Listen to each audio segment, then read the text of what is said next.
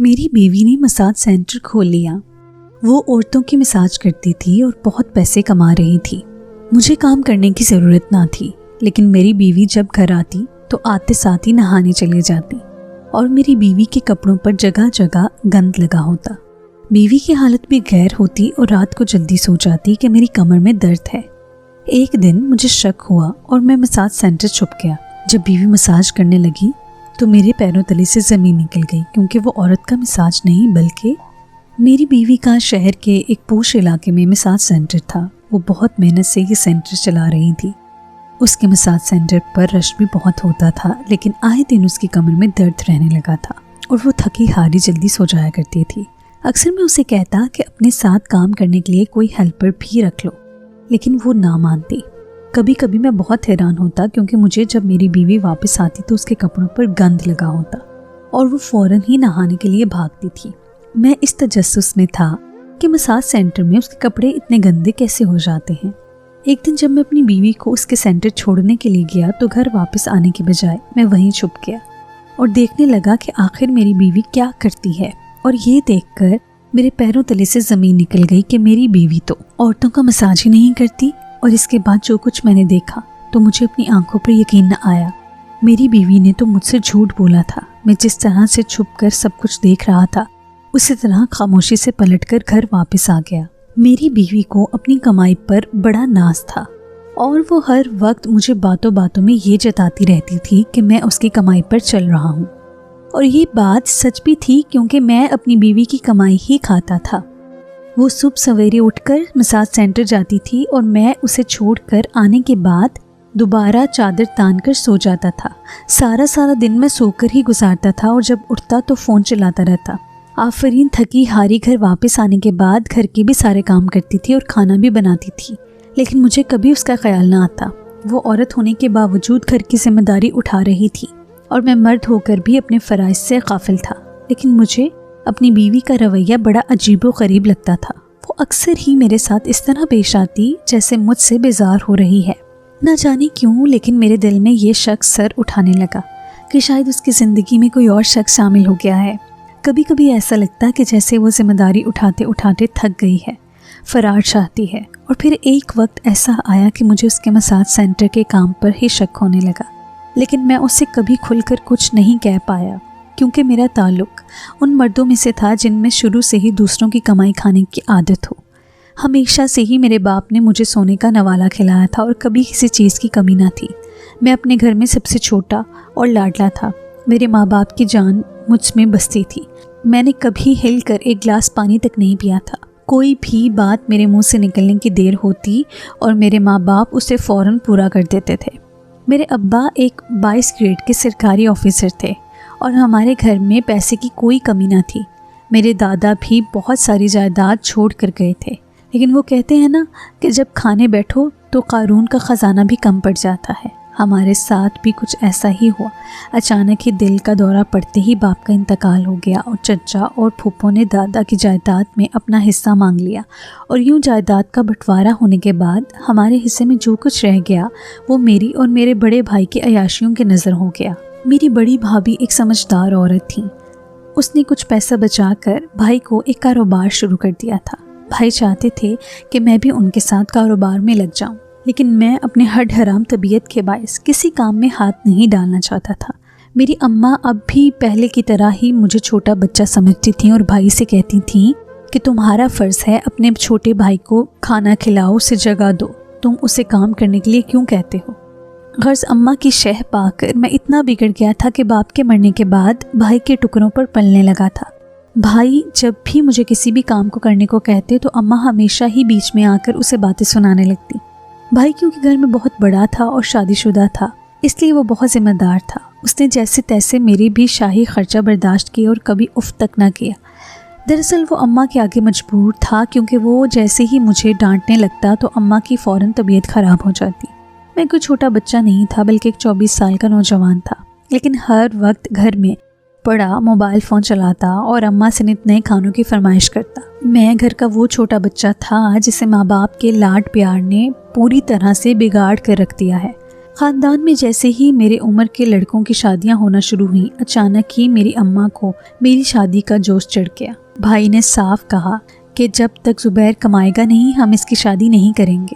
خاندان کے وہ سب لڑکے جن کی شادی ہو رہی ہیں وہ سب بہت اچھا کماتے ہیں اور زیادہ تر کا تو اپنا ہی کاروبار ہے، لیکن زبیر کو تو ہل کر ایک گلاس پانی بھی پینے کی عادت نہیں۔ کسی دوسرے کی بیٹی لا کر ہم کیوں اسے آزمائش میں ڈالیں؟ لیکن اماں نے بھائی کی بات انسنی کرتے ہوئے میری دلہن ڈھونڈنا شروع کر دی۔ اماں کا خیال تھا کہ بیوی کے آنے کے بعد میں خود ہی ذمہ دار ہو جاؤں گا، اور میں بھی بہت خوش تھا کہ میرے سر پر صحرا سجنے جا رہا تھا۔ مجھے نہ پہلے ذمہ داریوں کی پرواہ تھی اور نہ ہی مستقبل کی۔ ذمہ داریوں کا کوئی احساس مجھے تو بس شادی کرنے کا شوق چڑھا تھا۔ نہ جانے کیوں ماؤں کو ایسا لگتا ہے کہ ان کے بیٹے شادی کے بعد ٹھیک ہو جائیں گے، جبکہ شادی سے انسان کی فطرت کا کیا تعلق۔ اماں نے اپنی جان پہچان کے لوگوں میں رشتہ تلاش کرنا شروع کر دیا، تو اماں کی دوست کے توسط سے آفرین کا رشتہ مل گیا۔ آفرین کا تعلق ایک مڈل کلاس فیملی سے تھا، لیکن آفرین ایک بہت ہی خوبصورت اور پیاری لڑکی تھی۔ اس کی بڑی بڑی آنکھیں اور لمبے لمبے بال دیکھتے ہی پہلی نظر میں ہی میں اس کا دیوانہ ہو گیا تھا۔ اماں نے سوچا کہ اگر کسی امیر گھر کی لڑکی کا رشتہ دیکھیں گے تو وہ مجھ جیسے بے روزگار لڑکے کو کبھی رشتہ نہ دیں گے، اس لیے اماں نے سیدھے سادے لوگوں کا انتخاب کیا جو کہ مڈل کلاس تھے۔ وہ ہمارا گھر اور رہن سہن دیکھ کر ہی متاثر ہو گئے تھے۔ آفرین کی اماں نے تو رشتے کو قبول کرنے کے لیے زیادہ وقت بھی نہیں لیا اور فوراً ہاں کر دی۔ اماں نے بھی بھائی کے کاروبار کو دکھا کر میرا رشتہ آفرین سے طے کر دیا۔ اماں کو ہرگز بھی احساس نہیں تھا کہ میں ان کے لاڈ پیار میں نہ صرف بگڑ چکا ہوں بلکہ کام چور بھی بن چکا ہوں، اور اب میرے لیے کوئی بھی کام کرنا پہاڑ کھودنے کے جیسا تھا۔ اماں نے میرے ساتھ ساتھ آفرین کی زندگی بھی برباد کی تھی، کیونکہ خوبصورتی اور دکھاوے سے زندگی نہیں گزرتی اور نہ ہی محبت سے پیٹ بھرتا ہے، اور یہ بات مجھے بہت بات سمجھ آئی تھی جب میں نے اپنی حسین بیوی کو اپنی آنکھوں سے مساج سینٹر میں مساج کرتے دیکھا۔ میں سوچ بھی نہیں سکتا تھا کہ آفرین گھر چلانے کے لیے اس حد تک بھی جا سکتی ہے۔ اب مجھے سمجھ آ رہا تھا کہ آفرین کبھی کبھی کیوں اتنی تلخ ہو جایا کرتی تھی۔ میری اور آفرین کی شادی بہت دھوم دھام سے ہوئی تھی۔ ابا کے مرنے کے بعد جو کچھ بھی پیسہ اماں کو ملا تھا وہ سب اماں نے میری شادی پر دل کھول کر خرچ کر دیا تھا۔ شادی کی رات جب میں نے آفرین کا گھونگھٹ اٹھایا تو اس کی بڑی بڑی آنکھوں نے مجھے اپنا دیوانہ بنا دیا تھا۔ میں نے اس کے نرم و نازک ہاتھوں کو اپنے ہاتھوں میں لیا تو ایسا محسوس ہوا کہ جیسے میں نے کسی روئی کے گالے کو تھام لیا ہو۔ میں نے آفرین کو ایک سہانی زندگی کے خواب دکھائے۔ میں بہت محبت سے اسے کہہ رہا تھا کہ میں اسے ساری زندگی دنیا کی سیر کرواؤں گا، اور آفرین نے بند آنکھوں سے میری ہر بات کا اعتبار کر لیا تھا، کیونکہ اسے ابھی تک یہی معلوم تھا کہ میں ایک کاروبار چلاتا ہوں۔ میں نے آفرین کی آنکھوں میں شاہانہ زندگی کے خواب بھر دیے تھے اور وہ خوشی سے سرشار ہو گئی تھی، لیکن اسے کیا معلوم تھا کہ آنے والی زندگی اس کے لیے کتنی کھٹن ہو سکتی ہے۔ میرا ہاتھ تھام کر آفرین نے ایک نئی زندگی کا آغاز کیا۔ میں نے اس کے ساتھ ساتھ زندگی کی رنگینیاں دیکھنا چاہتا تھا۔ اماں نے مجھ سے کہا تھا کہ وہ مجھے آفرین کے ساتھ گھومنے پھرنے کے لیے بھیجیں گی، لیکن خدا کو شاید کچھ اور ہی منظور تھا۔ میری شادی کو 4 دن بھی نہ ہوئے تھے جب اماں اچانک بیمار پڑ گئی تھیں اور ان کی بیماری پر کافی پیسہ خرچ ہو گیا تھا، لیکن اس کے باوجود بھی اماں ٹھیک نہ ہوئیں اور وہ بھی میرا ساتھ چھوڑ کر ابا کے پاس چلی گئیں۔ جب تک تو ماں زندہ تھی بھائی مجھے جھیلنے پر مجبور تھا، لیکن اب تو بھابھی نے صاف صاف لفظوں میں کہہ دیا تھا کہ اب خود کمانا سیکھو۔ اماں نے آخری وقت میں ان کے علاج پر بھائی کے پہلے ہی بہت پیسے لگا چکی تھی۔ اماں کی موت نے مجھے بہت بڑا صدمہ پہنچایا۔ میں تو ماں کے آنچل میں چھپ کر بڑا ہونے والا ایک ایسا مرد تھا جو اکیلے میں کچھ نہیں کر سکتا تھا۔ میں نے کبھی سوچا ہی نہیں تھا کہ جب میری ماں باپ نہ ہوں گے تو میں کس کے سہارے زندگی گزاروں گا۔ آفرین کو اماں کے انتقال کے کچھ ہی دنوں کے بعد اندازہ ہو گیا کہ اس کے ساتھ دھوکہ ہوا ہے اور میرے پاس کاروبار کے نام کچھ نہیں ہے۔ اماں نے کبھی مجھے اور آفرین کو کسی چیز کی کمی نہ ہونے دی تھی، مگر اماں کی جانے کی فوراً بعد ہی آفرین چھوٹی سے چھوٹی چیز کے لیے پریشان ہونے لگی۔ وہ تو یہ جان کر حیران رہ گئی تھی کہ جو کچھ بھی ہے وہ سب بڑے بھائی اور بھابھی کا ہے اور میرے پاس ایک پھوٹی کوڑی نہیں ہے۔ اماں نے جاتے جاتے میرے نام پر جو پیسے چھوڑے تھے وہ بھی ختم ہو گئے تھے۔ ابا کی ساری زندگی کی کمائی اور دادا کی جائیداد اب پوری طرح سے ختم ہو چکا تھا۔ بھائی تو پہلے ہی میری کام چوری اور نکمے پن سے بیزار تھا۔ اماں کے انتقال کے بعد تو اس نے بھی بھابھی کی طرح صاف صاف لفظوں میں کہہ دیا تھا کہ وہ میرا اور میری بیوی کا خرچہ کسی صورت نہیں اٹھائے گا اور اب مجھے ہی ہر کام خود ہی کرنا ہوگا۔ اور صرف اتنا ہی نہیں بلکہ وہ بھابھی کے ساتھ اپنے نئے گھر میں شفٹ ہو گیا تھا اور ہم اس گھر میں اکیلے رہ گئے تھے۔ بھابھی کو اچھے سے اندازہ تھا کہ اگر وہ ہمارے ساتھ رہیں گے تو انہیں ہمارا بھی خرچہ برداشت کرنا پڑے گا۔ اور میں ہمیشہ ان کے آگے ہاتھ پھیلاؤں گا۔ آفرین تو اس سارے معاملے سے پہلے سے ہی بہت پریشان تھی۔ میں نے بھی صاف کہہ دیا کہ میں نوکری نہیں کر سکتا۔ بھائی نے ہمارے سر سے ہاتھ اٹھا لیا تھا۔ وہ چاہتے تھے کہ میں اپنی ذمہ داری کا احساس کروں۔ کئی بار بھائی نے مجھے سمجھایا کہ ابھی تو صرف بیوی آئی ہے، کل کو تمہارے بچے ہو جائیں گے، کب تک میری شکل دیکھو گے؟ خود سے کچھ کرنے کی کوشش کرو۔ مجھے اپنے بھائی سے نفرت ہو رہی تھی۔ وہ اتنا بڑا کاروبار چلا رہا تھا، لیکن میرا اور میرا بیوی کا خرچہ اٹھانے میں اس کی جان جا رہی تھی۔ مجھے یقین تھا کہ ساری پٹیاں اسے بھابھی نے ہی بڑھائی ہیں، لیکن آفرین کو نہ جانے کیوں بھائی کی ہر بات ٹھیک لگ رہی تھی۔ آفرین کہنے لگی کہ بھائی نے صحیح کہا ہے، آپ کو اپنی ذمہ داریوں کا احساس کرنا چاہیے۔ میں نے اس سے کہہ دیا کہ تمہیں جو کرنا ہے کرو، لیکن یہ مت سوچنا کہ میں کبھی در بدر کی ٹھوکریں کھاؤں گا، نوکری کروں گا، دھوپ میں شہر کی سڑکوں پر خوار ہوں گا۔ شروع میں تو اس بات کو لے کر میرے اور آفرین کے درمیان جھگڑے ہوئے، لیکن پھر وہ جان گئی کہ وہ کتنا ہی زور کیوں نہ لگا لے، میں کوئی کام نہیں کروں گا۔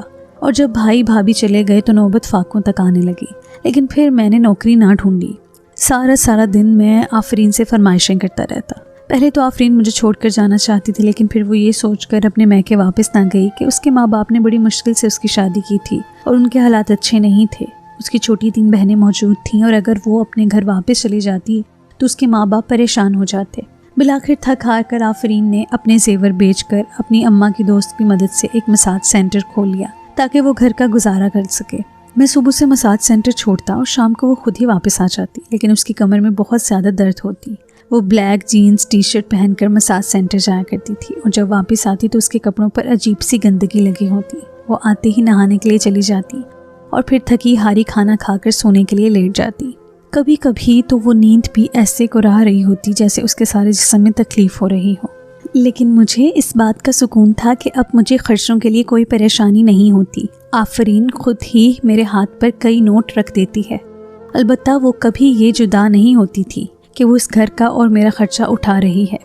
اسے اچھے سے علم تھا کہ میں کبھی نوکری نہیں کروں گا، اس لیے اس نے اس بات پر جھگڑنا چھوڑ دیا تھا، لیکن مجھے احساس دلانے کی کوشش ضرور کرتی تھی۔ آفرین کے پاس کافی پیسے ہوتے، اس کا کام بھی اچھا چل رہا تھا۔ ایک دن جب وہ مساج سینٹر سے واپس آئی تو اس کے کپڑوں پر معمول سے زیادہ گندگی تھی جو واضح ہو رہی تھی۔ میرے اندر تجسس جنم لینے لگا کہ آفرین کیسے مساج کرتی ہے جو اس کے کپڑے گندے ہو جاتے ہیں۔ ایک دن جب میں اسے مساج سینٹر چھوڑنے کے لیے گیا تو میرے دل میں خیال آیا کہ کیوں نہ میں آفرین کو عورتوں کا مساج کرتے دیکھوں۔ مجھے یہ بھی جاننا تھا کہ اس کے کپڑوں پر گندگی کیسے لگتی ہے، لیکن جو کچھ میں نے دیکھا اس کے بعد تو جیسے کسی نے میرے سر پر آسمان ہی پلٹ دیا ہو۔ میری بیوی پیسے کمانے کے لیے حد سے گزر گئی تھی۔ میں جب اسے چھوڑنے کے لیے گیا تو اس کے اندر جانے کے بعد خود بھی دبے پاؤں اس کے پیچھے اندر چلا گیا اور اندر ہی چھپ گیا۔ کچھ ہی دیر میں مساج سینٹر میں عورتیں آنا شروع ہو گئیں۔ بڑی بڑی گاڑیوں سے اتر کر آنے والی یہ عورتیں بہت ہی جدید لباس میں ملبوس تھیں۔ ایک کے بعد ایک عورت آتی چلی گئی اور دیکھتے ہی دیکھتے مساج سینٹر میں کافی عورتیں آ گئیں۔ یہ دیکھ کر میں خوش ہوا کہ مساج سینٹر اتنا اچھا چل رہا تھا۔ جبھی تو میری بیوی مجھے بھی اچھے خاصے پیسے دیا کرتی تھی، لیکن جیسے ہی میری بیوی نے کلائنٹس کو مساج کرنا شروع کیا تو یہ دیکھ کر میرے قدموں تلے زمین نکل گئی کہ وہ عورتوں کو مساج کرنے کی بجائے ان کے ساتھ آئے کتوں کو مساج کر رہی تھی۔ میں نے تو یہ دیکھا ہی نہیں تھا کہ ہر عورت اپنا پالتو کتا لے کر آئی ہے، جو زیادہ تر باہر ممالک کے مہنگے والے کتے ہیں۔ آفرین ایک ایک کتے کا مساج کر رہی تھی، پھر ان کتوں کے ناخنوں کی صفائی سے لے کر گندگی صاف کرنے تک سارے کام آفرین نے کیے تھے۔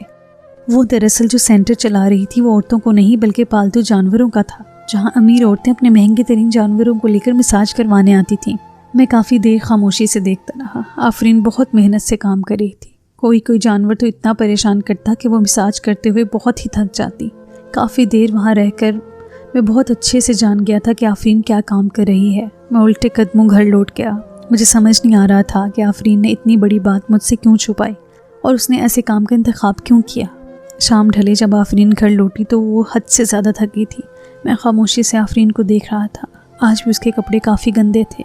مجھے خاموش بیٹھا دیکھ کر اسے ایسا محسوس ہوا جیسے شاید مجھے اس سے پیسے چاہیے۔ اس نے فوراً ہی اپنا پرس کھول کر کئی نوٹ میرے ہاتھ پر رکھ دیے۔ میں نے وہ نوٹ آفرین کو واپس کر دی اور ایک کڑی نگاہ اس پر ڈالی تو وہ حیرت سے مجھے دیکھنے لگی۔ اور پیسے چاہیے کیا؟ آفرین نے میرے نوٹ واپس کرنے کا غلط مطلب نکالا۔ میں نے آفرین سے کہا کہ مجھے تمہاری جھوٹ کی کمائی نہیں چاہیے۔ تم نے مجھ سے اتنا بڑا سچ چھپایا، میں سوچ بھی نہیں سکتا تھا کہ تم کبھی بھی اس طرح کا مجھے دھوکہ دے سکتی ہو۔ آفرین نے ایک نظر میرے چہرے پر ڈالی۔ شاید وہ سمجھ گئی تھی کہ میں کیا کہنا چاہ رہا ہوں، لیکن وہ میرے منہ سے سننا چاہتی تھی۔ میں نے اس سے کہا کہ میں اس کا سچ جان گیا ہوں، میں نے خود اپنی آنکھوں سے اسے جانوروں کا مساج کرتے دیکھا ہے۔ آفرین نے گہری سانس بھر کے میرے پاس بیٹھ گئی اور کہنے لگی کہ جب تم اپنی آنکھوں سے دیکھ ہی چکے ہو تو بتاؤ میں اس کے سوا اور کیا کر سکتی ہوں۔ میرے پاس نہ تعلیم تھی اور نہ ہی کوئی ہنر، تم کسی بھی طرح کمانے کے لیے راضی نہیں تھے، ہم دونوں بھوکے مر جاتے، اس سے بہتر یہی تھا کہ میں خود ہی کام کرتی۔ اور جب اسی بات کو لے کر میں نے تمہاری اماں کی دوست سے ذکر کیا جن کے توسط سے ہمارا رشتہ ہوا، تو وہ کہنے لگیں کہ امیر عورتیں خود سے زیادہ اپنے جانوروں پر پیسے لگاتی ہیں، تم کسی بھی اچھے علاقے میں ایک مساج سینٹر کھول لو اور وہاں ان کے جانوروں کو صاف ستھرا کرنے کا کام کرو۔ انہوں نے مجھے یقین دلایا کہ کچھ ہی دنوں میں تمہارا کام اچھا چل جائے گا۔ مجھے تو اس بارے میں کچھ نہیں پتا تھا، لیکن انہوں نے میری بہت مدد کی اور ان کی مدد سے ہی میں نے مساج سینٹر کھول لیا تھا۔ تمہیں صرف پیسوں سے غرض تھی اور اس بات کی کوئی دلچسپی نہیں تھی کہ یہ پیسے کہاں اور کیسے آئیں، اسی لیے میں نے تم سے یہ سب باتیں چھپا لی تھی، کیونکہ ہمارے معاشرے میں ہر کام کو چھوٹا یا بڑا تصور کیا جاتا ہے، کام کو کام سمجھنا چاہیے، جبکہ میں بہت محنت کر کے رزق حلال کما رہی ہوں۔ مجھے ڈر تھا کہ اگر میں یہ بات لوگوں کو بتاؤں گی تو وہ میرا مذاق اڑائیں گے اور تم بھی مجھے برا سمجھو گے کہ میں جانوروں کا مساج کرتی ہوں۔ آفرین کمر پکڑ کر بیٹھی ہوئی تھی، شاید آج بھی اس کی کمر میں بہت درد تھا۔ آج نہ جانے کیوں میرا دل بہت دکھ رہا تھا۔ میری خوبصورت پیاری سی بیوی اس گھر کو چلانے کے لیے سب کچھ بھول کر محنت کر رہی تھی اور میں گھر بیٹھ کر اس کی کمائی پر عیاشی کر رہا تھا۔ آفرین کی بات بالکل درست تھی کہ میں نے کبھی یہ جاننے کی کوشش ہی نہیں کی تھی کہ میرے باپ اور بھائی کتنی محنت سے کام آتے ہیں اور آفرین بھی کتنی محنت کر رہی تھی۔ میں نے بس اپنے اوپر پیسہ لٹانے کو ترجیح دی۔ میرے ماں باپ کا دیا ہوا لاڈ پیار میرے لیے اس قدر خطرناک بن گیا تھا کہ میں ایک ناکارہ انسان بن کر رہ گیا تھا، اور اس بات کا احساس مجھے آج ہوا تھا۔ میں نے آفرین کے نرم و نازک ہاتھوں کو اپنے ہاتھوں میں لیا اور اس سے وعدہ کیا کہ جلد ہی وہ کام شروع کر دے گا اور آفرین کو یہ کام نہیں کرنا پڑے گا۔ آفرین کہنے لگی کہ اسے محنت کرنے میں کوئی آڑ محسوس نہیں ہوتی اور یہ بہت خوشی سے کام کرتی ہے، لیکن وہ چاہتی ہے کہ میں بھی اپنی ذمہ داریوں کا احساس کرتے ہوئے کام کروں۔ میں نے اسے یقین دلایا کہ جلدی میں اسے ایک اچھی زندگی دوں گا۔ کبھی کبھی ماں باپ کا پیار لاڈ اپنی اولاد کے لیے نقصان دہ بن جاتا ہے، میرے ساتھ بھی کچھ ایسا ہی ہوا۔ میں نے سوچ لیا تھا کہ میں کبھی اپنی اولاد کو لاڈ پیار میں ناکارہ نہیں بنا دوں گا، اور ایک بات یہ بھی جان گیا تھا کہ اپنے بگڑے ہوئے بچوں کو ٹھیک کرنے کے لیے دوسروں کی بیٹیوں کو استعمال نہیں کرنا چاہیے۔ کسی دوسرے کی بیٹی اتنی بیکار نہیں ہوتی کہ وہ آپ کے بگڑے ہوئے بچے کو سدھار کر اپنی زندگی برباد کر لے۔ تو دوستو یہ آج کی کہانی تھی۔ اگر آپ کو کہانی پسند آئی ہے تو اس ویڈیو کو لائک کیجیے اور چینل کو سبسکرائب کیجیے۔ بہت شکریہ۔